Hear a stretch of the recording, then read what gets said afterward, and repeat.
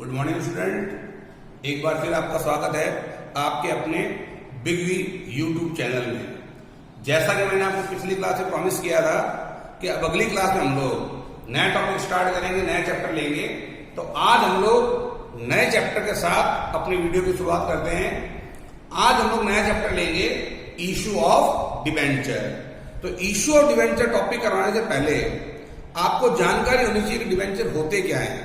देखिए, एक कंपनी अपनी फाइनेंस रिक्वायरमेंट को पूरा करने के लिए दो तरीके अपनाती है। एक कंपनी के पास अपनी फाइनेंस प्रॉब्लम को सॉल्व करने के दो तरीके होते हैं। पहला था सेल इशू करके पैसा इकट्ठा करना, जो कि हम लोगों ने पिछले चैप्टर में कर लिया।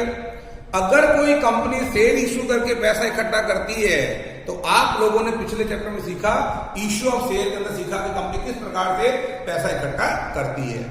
अब दूसरा तरीका है, अगर कंपनी अपने फाइनेंस की प्रॉब्लम के लिए सेल इशू करना नहीं चाहती तो कंपनी के पास दूसरा अल्टरनेट होता है कि वो बाजार से लोन ले ले। तो अगर कंपनी बाजार से लोन लेती है तो जो लोग कंपनी को लोन देते हैं वो कंपनी से रिटर्न के अंदर सर्टिफिकेट चाहते हैं कि हाँ, हमने कंपनी को इतने रुपए का लोन दिया है। तो कंपनियां जिन व्यक्तियों से लोन लेती है, कंपनियां उन्हें रिटर्न में एक सर्टिफिकेट जारी करती हैं, जिस सर्टिफिकेट को हम लोग डिबेंचर्स कहते हैं। इस सर्टिफिकेट के अंदर कंपनी के द्वारा लिए गए लोन का अमाउंट, कंपनी इस लोन को कब रीपे करेगी और कंपनी इस लोन पे कितना % इंटरेस्ट पे करेगी, इन सभी कंडीशन को उसके अंदर रिकॉर्ड किया जाता है और लास्ट में कंपनी अपनी सील लगा देती है, जिससे ये लीगल डॉक्यूमेंट बन जाता है। अब अगर मान लीजिए कंपनी टाइम पर पैसा ना दे तो डिबेंचर होल्डर के पास ये रिटर्न डॉक्यूमेंट है, जिसके आधार पर वो कंपनी पर लीगल एक्शन ले सकते हैं। यानी कंपनी के द्वारा लिए गए लोन का रिटर्न के अंदर सर्टिफिकेट जारी करने को हम लोग डिबेंचर कहते हैं।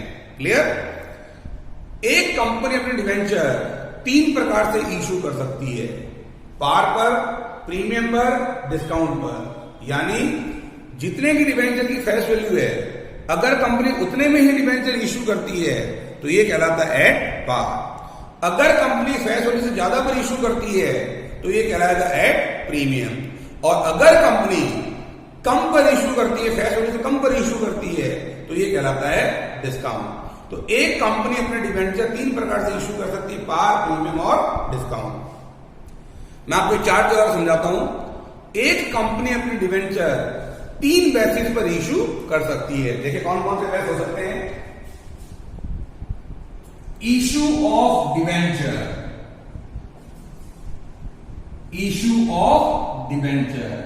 देखिए इस चैप्टर में आपको डिबेंचर इशू के बेसिस को समझना है।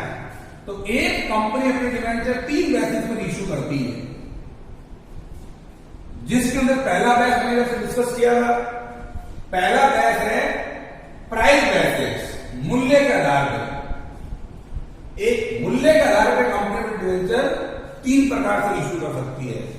मूल्य के आधार पर कंपनी अपने डिबेंचर 3 प्रकार से इशू कर सकती है। पहला एट पार, दूसरा एट प्रीमियम और तीसरा एट डिस्काउंट।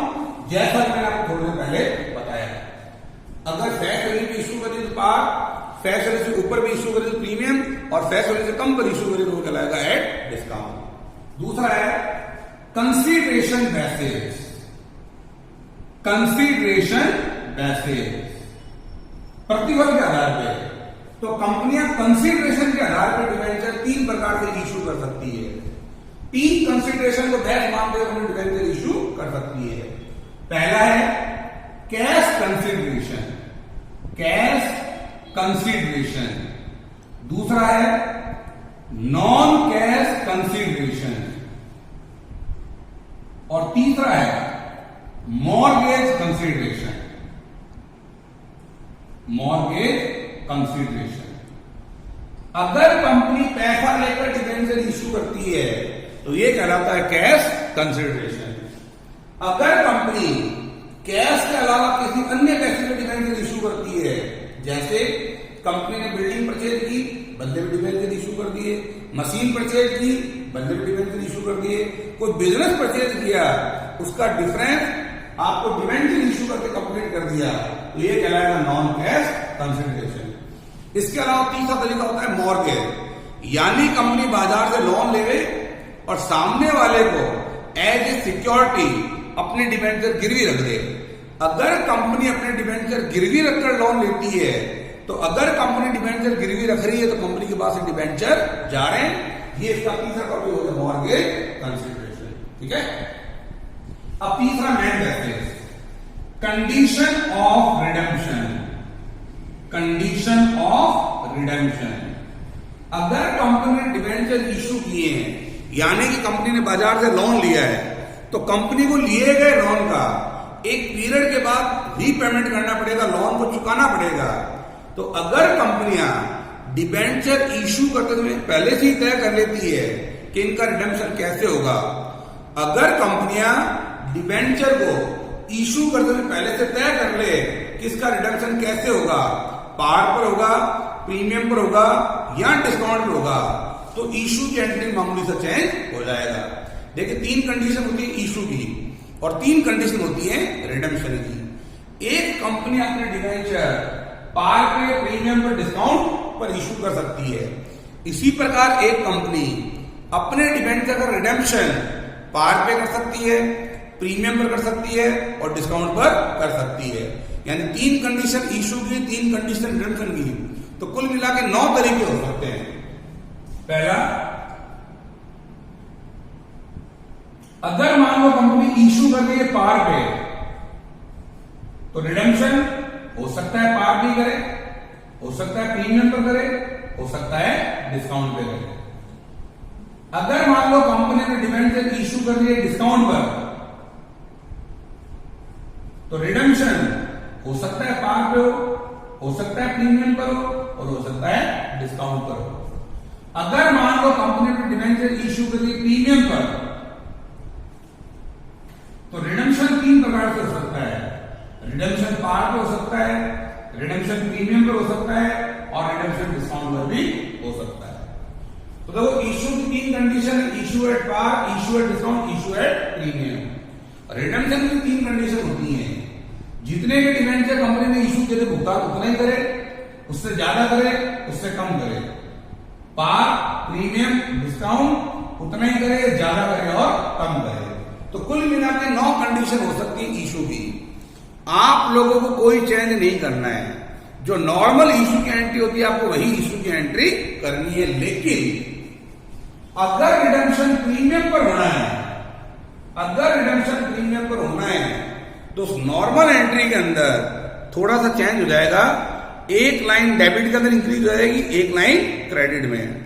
क्योंकि अगर कंपनी को पता है कि इनका डिबेंचर का रिडेम्पशन प्रीमियम पर करना है, तो कंपनी के लिए लॉस है, तो कंपनी नॉर्मल एंट्री के अंदर लॉस अकाउंट को डेबिट कर देगी। ये रिडेम्पशन आज नहीं करना, 5 साल बाद, 7 साल बाद करना है, तो कंपनी का लायबिलिटीज इंक्रीज हो रहा है, तो कंपनी अपने लायबिलिटीज को क्रेडिट कर देगी। तो एक लाइन डेबिट के अंदर इंक्रीज हो जाएगी, एक लाइन क्रेडिट के अंदर इंक्रीज हो जाएगी। जब इस टॉपिक पर आएंगे और अच्छे से समझाएंगे।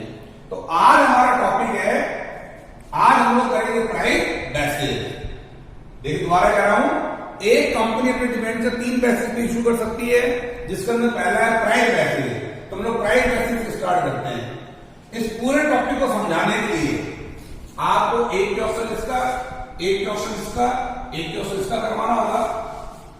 हम एक क्वेश्चन ले लेंगे ऐसा जिसके अंदर तीनों पॉइंट आ जाए, और एक क्वेश्चन ले लेंगे इसका जिसके अंदर ये सारे पॉइंट आ जाए। तो 5 क्वेश्चन के अंदर हम लोग पूरा 4 अच्छे से प्रैक्टिकली क्वेश्चन सॉल्व कर सकते हैं। तो आज मैं आप लोगों को प्राइस बेसिस का एट पार का टॉपिक समझा रहा हूं कि कंपनी अगर मूल्य के आधार पर डिबेंचर पार पर इश्यू करती है तो एंट्री क्या होगी। देखिए, इसकी एंट्री लगभग वही होंगी जो हम शेयर इश्यू में करते थे। अगर कंपनियां शेयर इश्यू करके पैसा इकट्ठा करती हैं, तो हम लोग पैसा 2 प्रकार से लेते थे, लमसम और इंस्टॉलमेंट। और वहां हम लोग एंट्री करते थे bank account DR to share application, share application account DR to share capital. अगर हम लोग शेयर इश्यू करते थे तो एंट्री के अंदर शेयर शब्द काम में लेते थे। आज हम लोग डिबेंचर इश्यू कर रहे हैं, अगर हम डिबेंचर इश्यू कर रहे हैं तो उन एंट्रीज के अंदर शेयर की जगह हम लोग डिबेंचर शब्द काम में लेंगे। इतना मामूली सी चेंज है। सीधी सी बात है, शेयर इशू करेंगे तो एंट्री में शेयर लिखेंगे और डिबेंचर इशू करेंगे तो एंट्री के अंदर डिबेंचर लिखेंगे। ठीक है, पहला चेंज सही हो गया। दूसरा, वहां हम लिखते थे share application account DR to share capital, share के बाद कैपिटल शब्द काम में लेते थे। कारण, क्योंकि हम जो शेयर इशू करते हैं वो पार्ट ऑफ कैपिटल, कैपिटल का पार्ट है। लेकिन डिबेंचर कैपिटल का पार्ट नहीं है। डिबेंचर तो कंपनी के लिए लोन है, लाइबिलिटीज है, नॉन करंट लाइबिलिटीज है। क्योंकि डिबेंचर कैपिटल का पार्ट नहीं है, इसलिए डिबेंचर के बाद कैपिटल शब्द काम में नहीं आएगा। बस दो चेंजेस आपको ध्यान में रखने हैं, शेयर की जगह डिबेंचर और डिबेंचर के बाद कैपिटल शब्द को यूज नहीं करेंगे। क्लियर? तो मैं आप लोगों को इस टॉपिक का पहला पॉइंट करवा रहा हूं, अगर कोई कंपनी में डिबेंचर एट पार पर इश्यू करती है तो एंट्री क्या होगी। इसके लिए मुझे आपके सामने क्वेश्चन नोट करना पड़ेगा, तो मैं आपके लिए क्वेश्चन नोट करता हूं। हाँ देखें, इशू एट पार पर, डिबेंचर इशू एट पार, इस टॉपिक को समझाने के लिए मैंने क्वेश्चन आपके सामने नोट किया है। इस क्वेश्चन को रीड कर हम लोग शॉर्टकट में यहां पर नोट कर लेते हैं। क्या क्वेश्चन देखो, कमल लिमिटेड इशूड, मैंने ऐसा क्वेश्चन दिया है जिसके अंदर calls in arrear, calls in advance और नॉर्मल एंट्री सारी की सारी एक साथ आ जाएंगे। तो क्वेश्चन कह रहा है, Kamal limited issued 5012% debenture ₹100 each payable as follow. एक कंपनी अपने 5000 डिबेंचर इशू करना चाहती है, कंपनी 12% डिबेंचर इशू करना चाहती है एट ₹100 ईच। ये 12% रेट ऑफ इंटरेस्ट है, यानी कंपनी अपने डिबेंचर में 12% इंटरेस्ट पे करेगी। ठीक है, तो फिलहाल हमारा इसका कोई रोल नहीं होगा, आगे चल के जब इंटरेस्ट की एंट्री करेंगे तब इसकी रेट का कोई महत्व होगा। ठीक, तो कंपनी अपने 5000 डिबेंचर इशू करना चाहती है एट ₹100 ईच। रकमें कैसे मांग रही है, 10, 15, 30, 45। एप्लीकेशन पे कंपनी आपसे मांग रही है ₹10 पर डिबेंचर। अलॉटमेंट में कंपनी मांग रही है ₹50 पर डिबेंचर। फर्स्ट कॉल पे कंपनी मांग रही है ₹30 और सेकंड एंड फाइनल कॉल पे कंपनी मांग रही है ₹45 पर डिबेंचर। टोटल चेक कर लें, 45, 75, 85, 95, 100 का डिबेंचर कंपनी 100 भी इशू कर रही है और पैसा 4 इंस्टॉलमेंट के अंदर मांग रही है। फिर आगे बढ़े, एक person who hold 400 debenture paid the amount of first and second call with allotment. एक शेयर होल्डर, एक डिबेंचर होल्डर जिसके पास 400 डिबेंचर थे, उसने अपनी पहली और दूसरी कॉल का पैसा अलॉटमेंट पर दे दिया।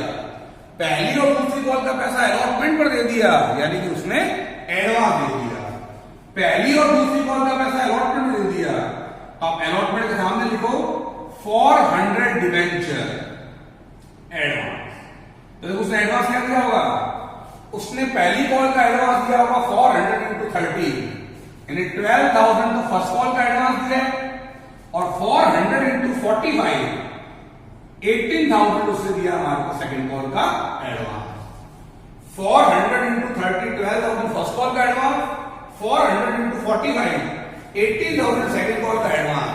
यानी कि इस डिबेंचर होल्डर ने अपने 30,000 अलॉटमेंट कंपनी को एडवांस जमा करवा दी है। ठीक है, फिर देखें, another person who is holding 100 debenture failed to pay the amount due on allotment। इसके अलावा एक होल्डर और है जिसके पास 100 डिबेंचर है, उसने अपनी अलॉटमेंट का पैसा नहीं दिया। अलॉटमेंट का पैसा नहीं दिया, यानी ये हमारा कहलाएगा arrear. He however pay this amount along with first call। हालांकि उसने अपने बकाया पैसा, अलॉटमेंट बाकी था लेकिन फर्स्ट कॉल में उसने बकाया पैसा दे दिया। अलॉटमेंट में ड्यू रखा लेकिन पहली कॉल में उसने अपना बकाया पैसा दे दिया। ठीक है, तो देखिए एंट्री वही एंट्री रहेगी, 2 एप्लीकेशन, 2 अलॉटमेंट, 2 फर्स्ट कॉल और 2 सेकंड कॉल, 8 एंट्रियां। इसके अलावा एडवांस आ रहा है, तो एडवांस को आने की और एडवांस को एडजस्ट करने की, तो पैसा एडवांस आने की लोग एंट्री अलग करेंगे, उसको एडजस्ट करने की लोग एंट्री अलग करेंगे। तो 3 एंट्री एडवांस हो जाएंगी, 8 एंट्री हो जाएंगी, यानी कुल मिलाकर हमारे को इस टॉपिक को सॉल्व करने के लिए 11 एंट्री करनी है, 11 एंट्री करनी है। देखें यहां से सेम वही काम रहेगा जो कि हमने पिछले चैप्टर में सीखा था। देखिए ध्यान से, सबसे पहली एंट्री बनेगी, कंपनी कहती है जिसको जितने डिवेंचर की रिक्वायरमेंट है आप पर डिवेंचर पे 10 रुपीज जमा करवाइए। तो 5000 डिवेंचर पर एट रुपीज 10, 50,000 आने की एंट्री बनेगी। बैंक अकाउंट दिया to 12% debenture application account 10 into 5, 50,000 आने की। नंबर 2 हो जाएगी ट्रांसफर की। 12% डिवेंचर एप्लीकेशन अकाउंट दिया टू 12% डिवेंचर। जितने से एप्लीकेशन क्रेडिट है आप उतने से डेबिट कर दें। डिवेंचर के सामने वही आएगा जो आपने इशू किए। कंपनी 50,000 के डिवेंचर इशू कर दिए तो डिवेंचर के सामने आ जाएगा 50,000। अब बनेगी अलॉटमेंट की एंट्री। सेम एंट्री यही बनेगी, बस एप्लीकेशन की जगह अलॉटमेंट आ जाएगा। पहले हो जाएगी मांगने की, बैंक वाली बाद में। देखिए अलॉटमेंट मांगने की, 12% डिवेंचर अलॉटमेंट अकाउंट दिया टू 12% डिवेंचर। कंपनी 50 रुपीज पर डिवेंचर के हिसाब से 5,000 डिवेंचर पे कॉल करेगी 75,000 पैसा आने। बैंक अकाउंट दिया, देखो यहां पर 100 डिवेंचर का एरियर है, तो एरियर को लेकर दो कंडीशन है। चाहे तो आप एरियर का अमाउंट लेस करके दिखा दें और चाहे तो आप एरियर के लिए call in arrear account open कर लें। तो हम लोग अगर क्वेश्चन कुछ ना कहे तो इजी वे के अंदर एरियर का अमाउंट हमेशा लेस करके दिखाते हैं। तो हम लोग एंट्री करेंगे, बैंक अकाउंट दिया to 12% debenture allotment.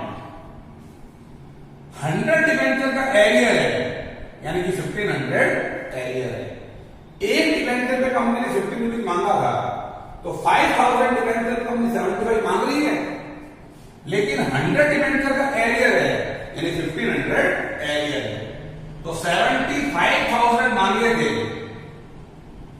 100 into 1500 arrear है, यानी कंपनी के पास 73,500 आ रहे हैं। तो पैसा आने की एंट्री बनेगी, बैंक अकाउंट दिया टू 12% डिवेंचर अलॉटमेंट। क्लियर? हाँ क्लियर। फिर देखें, इसी दिन अलॉटमेंट वाले दिन एक डिवेंचर होल्डर जिसके पास 400 डिवेंचर है, वो कंपनी को फर्स्ट कॉल पे 12,000, सेकंड कॉल पे 18,000, यानी वो 30,000 कंपनी को एडवांस डिपॉजिट करवा रहा है। तो क्योंकि कंपनी के पास पैसा एडवांस आ रहा है, तो एडवांस आने की एंट्री बनेगी, बैंक अकाउंट दिया टू कॉल से एडवांस। 12,000 फर्स्ट कॉल का, 18,000 सेकंड कॉल का, यानी कंपनी के पास 30,000 एडवांस आ रहा है। ठीक है, फिर आगे बढ़े, ध्यान रख देता हूं। अब कंपनी जब भी पैसे की रिक्वायरमेंट होगी, पहली बार कंपनी पैसा मांगेगी, उसको हम बोलेंगे फर्स्ट कॉल। तो फर्स्ट कॉल मांगने की एंट्री बन जाएगी, 12% डिवेंचर फर्स्ट कॉल अकाउंट दिया टू 12% डिवेंचर। कंपनी 30 रुपीज पर डिवेंचर के हिसाब से 5,000 डिवेंचर पे कॉल करेगी, 1,50,000, 1,50,000। कंपनी फर्स्ट कॉल का 150 मांग रही है, लेकिन 12,000 तो कंपनी बस एडवांस है। फर्स्ट कॉल के 12,000 कंपनी पहले से आ रखे हैं, तो फर्स्ट कॉल के एडवांस को फर्स्ट कॉल के हमें एडजस्ट करना पड़ेगा, क्योंकि कॉल की एडवांस क्रेडिट का आइटम है, एडजस्ट करेंगे तो डेबिट में आ जाएगा। तो एडजस्ट करने की एंट्री बनेगी, कॉल्स इन एडवांस अकाउंट दिया to 12% debenture first call, rupees 12,000, 150 मांगा था, 12,000 एडवांस है, यानी कंपनी के पास 138 आने हैं।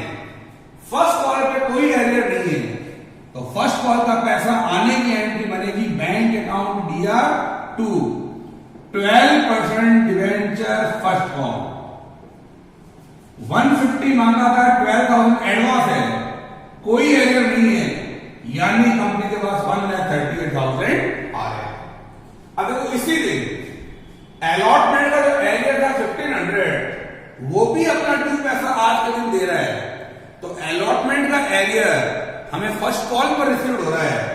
तो अलॉटमेंट का पैसा आने की एंट्री बनेगी bank account DR to 12% debenture allotment 1500। ये दोनों एंट्री कंबाइंड भी कर सकते थे, लेकिन मैंने आपको एंट्री अलग अलग करवाई है ताकि आपको कंफ्यूजन ना हो। ये तो फर्स्ट कॉल का पैसा आनेगी और ये अलॉटमेंट का एरियर, जो अलॉटमेंट का एरियर था फर्स्ट कॉल के दिन पैसा आ गया। अब कंपनी करेगी सेकंड एंड फाइनल कॉल, तो एंट्री बनेगी 12% debenture second and final call account दिया टू 12% डिवेंचर। कंपनी 45 पर डिवेंचर के हिसाब से 5000 डिवेंचर पे कॉल करेगी 2,25,000। 2,25,000 फाइनल कॉल मांग लेंगे। अब देखो फाइनल कॉल का भी 80,000 एडवांस है, तो फर्स्ट कॉल का एडवांस फर्स्ट कॉल में एडजस्ट किया था, फाइनल कॉल का एडवांस फाइनल कॉल में एडजस्ट कर देंगे। तो एडजस्ट करने की एंट्री बनेगी कॉल्स इन एडवांस अकाउंट दिया to 12% debenture final call 18,000। First call का एडवांस फर्स्ट कॉल में एडजस्ट हो गया, सेकंड कॉल का एडवांस सेकंड कॉल में एडजस्ट हो गया। 225 मांगा था, 80,000 एडवांस है, यानी कंपनी के पास 2,07,000 आने हैं और कोई एरियर नहीं है, यानी 2,07,000 कंपनी के पास आए। Bank account DR to 12% debenture final call 2,07,000 2,07,000 कैसे निकाला? 225 मांगा था, लेकिन 80,000 एडवांस है, यानी कंपनी के पास 2,07,000 आ रहे हैं। कंप्लीट। 2 एंट्री एप्लीकेशन की, 2 एंट्री अलॉटमेंट की, 2 एंट्रियां फर्स्ट कॉल की और 2 एंट्रियां सेकंड कॉल की। इसके अलावा एडवांस आने की एंट्री और एडवांस को एडजस्ट करने की एंट्री। फर्स्ट कॉल का फर्स्ट कॉल पर एडजस्ट हुआ, सेकंड कॉल का पैसा सेकंड कॉल पर एडजस्ट होगा। कंप्लीट। ये आपका आज का टॉपिक किया। अगर कोई कंपनी अपना डिवेंचर प्राइस बेसिस पे इश्यू करती है, तो प्राइस बेसिस पे कंपनी 3 प्रकार से इश्यू कर सकती है, जिसका पहला पॉइंट आज मैंने आपको कंप्लीट करवा दिया, इश्यू एट पार। अब अगली क्लास में हम लोग सीखेंगे इश्यू एट प्रीमियम। तब तक के लिए बाय।